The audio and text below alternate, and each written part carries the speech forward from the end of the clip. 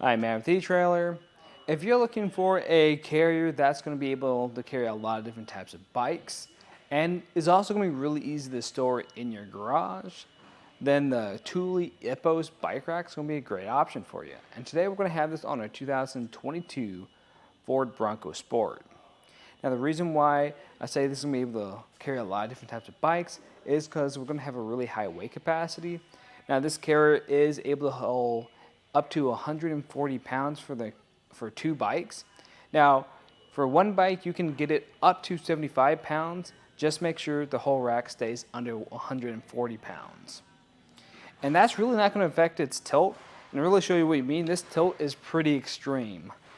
I'm just going to push this foot lever right here. I like where that's placed because it's just really easy to use.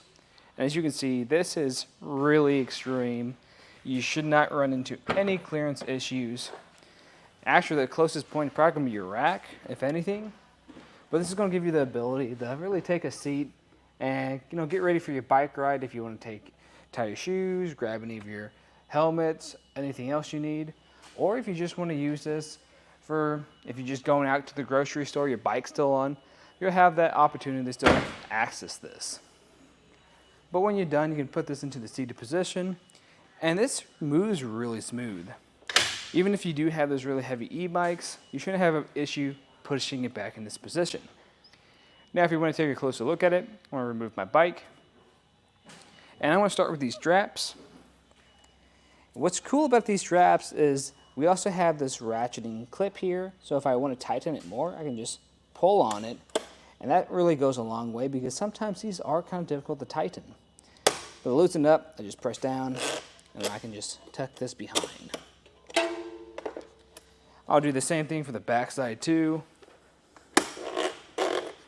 And what's really cool about this center mass we have is right now I have it on my tire. And that's just because this is a carbon frame bike.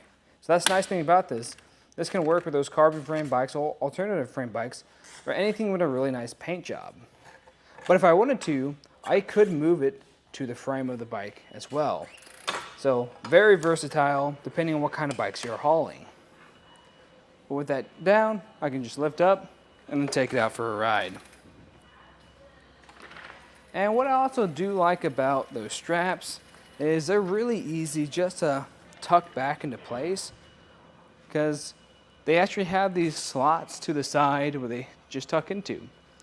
So if you notice right here, we have the ratcheting point. But if I'm just putting this up, I probably don't want to use that, and I have this option too.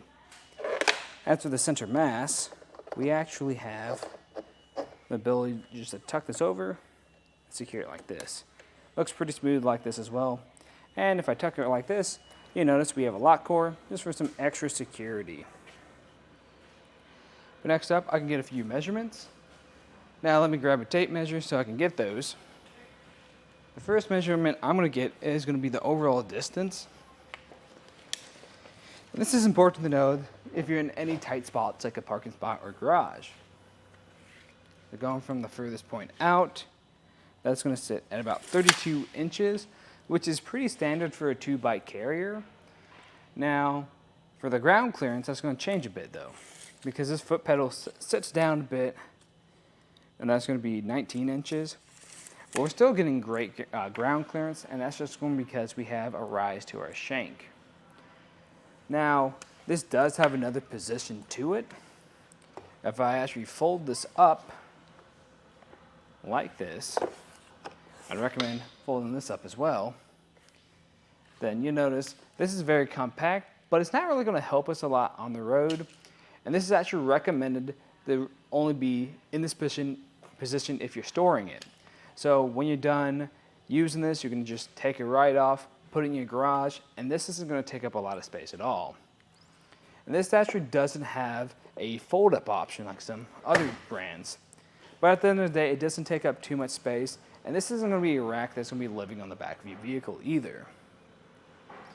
But the way this is going to install is we're going to have this 1.25 inch shank. It's going to have this 2-inch sleeve adapter to it. That adapter is going to allow it to work with those 2-inch receivers like we have right now, and you can just remove that so you can still work with your inch and a quarter receivers. And what I really like about this is this design makes it easy to put in because we have this hook pin that actually just goes into your receiver's pinhole to keep everything in place. And then on the very back of it, we're going to have our anti-rattle device. And I have mixed feelings about this because this device is a little bit difficult to reach.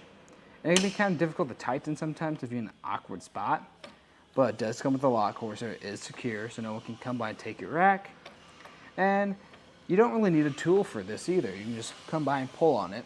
And once you're done, put this back into place.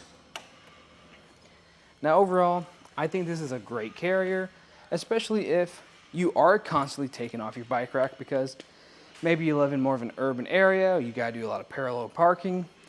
You don't want this back there full time, but you still have those heavy e-bikes you wanna go out riding with, then this is gonna help solve that, especially because earlier I said it can go into that more compact kind of position. But to make that easier too, if you have an issue lifting this up, this actually has wheels on the bottom, so you can just roll it to wherever you need it to be.